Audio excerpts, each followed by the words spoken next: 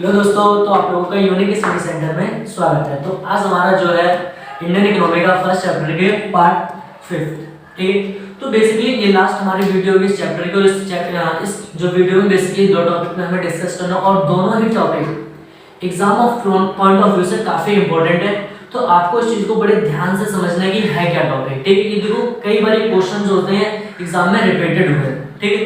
तो हमारा जो पहला टॉपिक है वो व्यावसायिक ढांचे की स्थिति, मतलब कि जब हम आजाद हुए, ठीक है, ब्रिटिश शासन के चंगुल से जब हम निकले, तो उस समय जो हमारा व्यवसाय था, ठीक है, या फिर अगर देखें ब्रिटिश शासन के दौरान, ठीक है, हमारा जो व्यवसाय था वो किस प्रकार का व्यवसाय का मतलब क्या होता है, सिंपल सा कि कोई भी देश हो, उस देश की जो कार्यशील जनसंख्या, ठीक है, कार्यशील जनसंख्या का योगदान, उसी को हम कह सकते हैं व्यवसायिक ढांचे की स्थिति, ठीक है।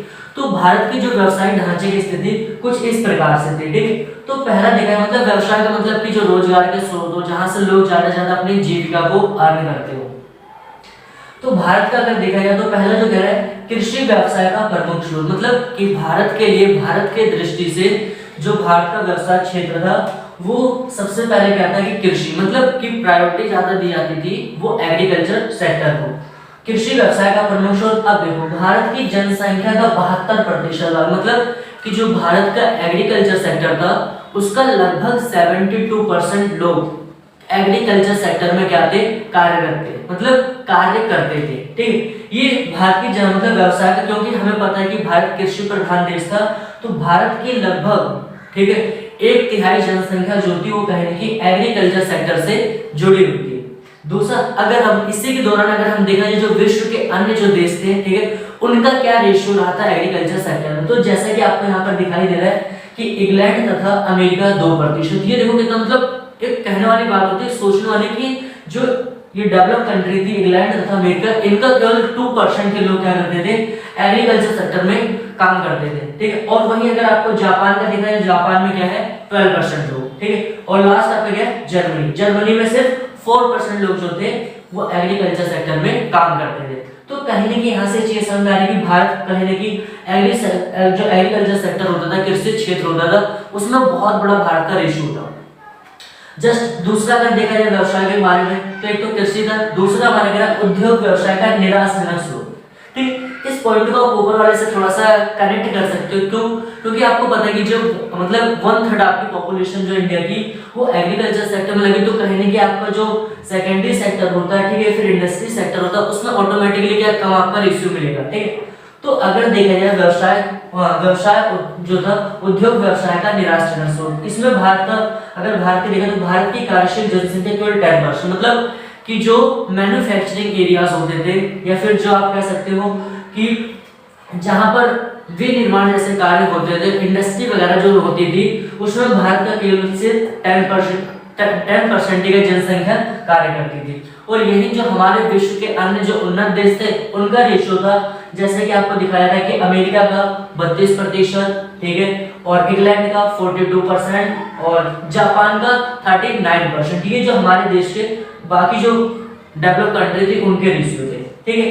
तो बेसिकली यहाँ भी हमें समझ में आता है कहने की इस क्षेत्र में तो भारत आगे था, लेकिन जो सबसे मेन होता है, अगर मैं आपको बता दूं किसी भी इकोनॉमी के लिए जो इंडस्ट्री सेक्टर होता है वो काफी इंपॉर्टेंस रखता है, काफी मायने रखता है। क्यों, क्योंकि वहां से क्या होता है कि चीजों को रॉ मटेरियल को यूज करते हैं और चीजों को मैन्युफैक्चरिंग की जाती है, ठीक है।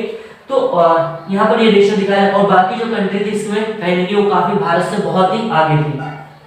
और जो थर्ड पॉइंट हमारा असंतुलित विकास, मतलब ये जो आंकड़े दिखाए गए हैं, ये आंकड़े हमें कहीं की ये दर्शाने की कोशिश करते हैं कि जो भारत था, ठीक है, भारत जब डेवलप हो रहा था तो भारत के जो सभी क्षेत्र थे, मतलब कि प्राथमिक क्षेत्र हो गया, द्वितीय क्षेत्र थे, मतलब सभी का एक जैसे ही, मतलब एक समान रूप से क्या होता विकास नहीं होता। जैसे कि यहाँ पर कह रहा है प्राथमिक तथा द्वितीय क्षेत्र की धीमी गति, मतलब कि भारत का जो था कि एग्रीकल्चर जो भारत का प्राइमरी सेक्टर था और जो सेकेंडरी सेक्टर था उसकी जो गति थी काफी धीमी थी, ठीक है, जैसे हम यहाँ आंकड़े से पता चलता है। और इस चैप्टर का जो सबसे इंपॉर्टेंट टॉपिक आपका ये है, इसको आप इंपॉर्टेंट में क्लिक कर लो, ताकि आपको जब एग्जाम दो तो एग्जाम में कई बार क्वेश्चन रिपीटेड हुए हैं, ठीक है।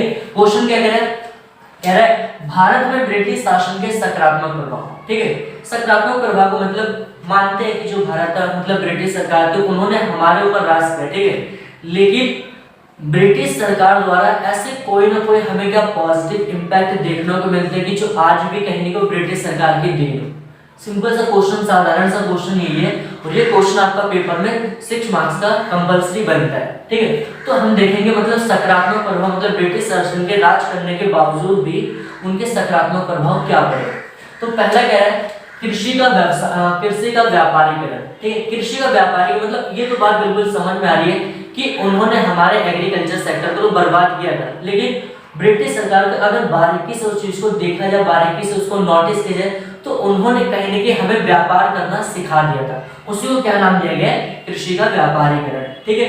तो कहीं न कहीं भारत अब क्या था कि जो कृषि एग्रीकल्चर जो सेक्टर होता था, वहां से चीजों को प्रोड्यूस करके वो कहीं न कहीं व्यापार तक पहुंचाने लगा। तो ये कहीं न कहीं हमारे कैसा पॉजिटिव इम्पैक्ट था। सेकंड कह रहा वस्तु विनिमय प्रणाली से मुद्रा विनिमय प्रणाली। ये क्या होता है, आपका बार्टर सिस्टम कह सकते हैं, जिसमें हमारा बाद में चेंज, किसमें आपका मनी एक्सचेंज रेट ऑफ, मतलब इस चीज में सिस्टम में चेंज। वस्तु विनिमय प्रणाली का मतलब कि ब्रिटिश शासन के दौरान देखा जाए भारत में ये जो सिस्टम था वस्तु विनिमय प्रणाली, ये काफी प्रचलन में था। मतलब कि यहाँ पर जो भी ट्रांजेक्शन्स होते थे वो बेसिकली क्या होते थे कि एक वस्तु को देना होता था और दूसरी वस्तु को लेना होता था। ये बेसिकली मतलब यहाँ पर इस प्रणाली का सिस्टम में देखा था, यहाँ पर कोई मनी का कोई कंट्रीब्यूशन नहीं था, लेकिन ब्रिटिश सरकार हमें ये सिखा रही है कि इस प्रणाली को कैसे खत्म करके मुद्रा, अब कहीं न कहीं लोग अर्न कर रहे थे, कृषि उत्पादन कर रहे थे, बाजार में उस चीज को बेच रहे थे, तो उनके पास क्या पैसा आ रहा था। तो पैसा आने के बावजूद क्या होता कि अब उन्हें एक वस्तु देने के बदले दूसरी वस्तु लेना नहीं पड़ता, तो वो पैसे के माध्यम से सारे कुछ अपनी जो भी उत्पादन गतिविधियां होती थी उसमें आराम से काम कर सकते थे। तीसरा जो सबसे इंपॉर्टेंट है और सबसे मोस्ट इंपोर्टेंट पार्ट कह सकते हो, रेलवे नेटवर्क का विस्तार, ठीक। हमें ऐसा लगता है कि चैप्टर पढ़ा हुआ कि जो ब्रिटिश सरकार है, ठीक है, उन्होंने रेलवे की स्थापना हमारे लिए, ये बिल्कुल गलतफहमी होती है, ऐसा माना है। क्यों? क्योंकि ब्रिटिश सरकार जो थी तो काफी साथ थे, ठीक है, तो वो लोग ऐसा मानते थे कि मतलब कि वो बेसिकली जो उनका रेलवे बिछाने का जो काम था, वो जो उन्होंने पटरियां लगाई, वो हमारे उद्देश्य के लिए नहीं, वो हमारे लिए नहीं लगाई। उन्होंने पहले क्या किया था कि वो ये चाहते थे कि जो ब्रिटिश सरकार द्वारा जो ब्रिटेन से निर्मित गुड्स एंड सर्विसेज होती थी वो भारत के हर एक हिस्से में पहुंचाना चाहते थे। क्यों? क्योंकि उससे क्या होता था, उनका जो मार्केट होता था वो काफी, उसको मार्केट का लेवल होता था वो काफी बढ़ जाता था। इसलिए वो क्या करते थे, उन्होंने रेलवे की स्थापना की। परंतु जब ब्रिटिश सरकार यहाँ से गई तो कहीं न कहीं जो रेलवे है वो एक तरह से ब्रिटिश सरकार की देन है, तो इसलिए हम कह सकते हैं कि ब्रिटिश सरकार द्वारा हमें क्या दिया गया, रेल दिया गया, ठीक। लास्ट आपका कह रहे सेकंड लास्ट है बंदरगाहों का विकास। व्हाट इज मीन बंदर? बंदर का मतलब क्या होता था कि सिंपल सा बंदर का मतलब होता था कि जहां पर, ठीक है, पानी के जहाजों द्वारा बड़े पैमाने पर क्या होता था कि एक्सपोर्ट और इंपोर्ट किया जाता था। जैसे कि आप अगर देखोगे इंडिया का जो मैप है, बेसिकली जो हमारे साउथ के एरियाज है, ठीक है, तो वहां पर क्या होता था कि बड़े बड़े पानी के जहाज आते थे, ठीक है, जहां पर तो ऐसे ही साउथ के लगभग जो जहां जो कहीं न कहीं समुद्र वगैरह से जो हिंद महासागर और आपके ठीक बंगाल की खाड़ी से जो रिलेटेड एरिया होते थे, वहां पर बड़ी बड़ी बंदरगाहों का विकास किया गया, कहीं न कहीं हमारे जो व्यापार को काफी सुलभ बनाने के लिए, ठीक है। और लास्ट जो पॉइंट था हिल स्टेशनों का निर्माण, ठीक। आज जैसे कि हम सोचते हैं कि आज हमारे जो हिल स्टेशन है, जैसे कि शिमला आपने सुना होगा, मसूरी वगैरह हो गया, ठीक है, तो ये बेसिकली जो थे ये कहीं न कहीं ब्रिटिश सरकार की देन, ब्रिटिश सरकार की देन इन द सेंस कि ब्रिटिश सरकार लोग जब तो जो इंग्लैंड से आते हैं वहां पर बहुत ज्यादा गर्मी होती है, ठीक है, तो उन्होंने क्या होता है कि भारत के कुछ हिस्सों में देखा कि कुछ हिस्सों में गर्मी और कुछ हिस्सों में सर्दी है और काफी मौसम अच्छा होता था। इसलिए हुआ क्या कि हमारे जो आपने नॉर्थ वाले हिस्से देखे होंगे, जैसे कि आपका कश्मीर वगैरह हो गया, तो वहां पर बेसिकली उन्होंने क्या किया, हिल स्टेशनों का निर्माण किया। तो ये भी कहने के हमारे क्या है, ब्रिटिश सरकार के देन थे। तो फाइनली हमारे चैप्टर क्या होता है, फिनिश होता है। आप वीडियो को लाइक करें, शेयर करें और चैनल को सब्सक्राइब करना ना भूलें। Thanks for watching this video.